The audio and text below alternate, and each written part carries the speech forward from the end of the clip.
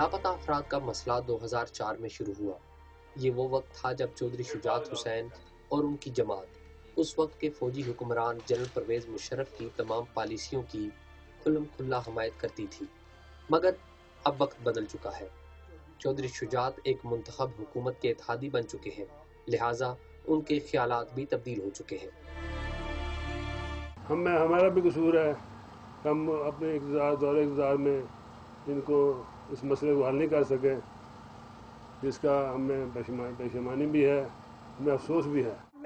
دوسری طرف لاپتہ افراد کی بازیابی کے لیے تحریک چلانے والی آمنہ مسعود جنجوعہ ہیں، جو جمہوری دور میں بھی لاپتہ افراد کی بازیابی کے لیے تاحال پارلیمنٹ اور ایوان صدر کے سامنے کیمپ لگانے پر مجبور ہیں۔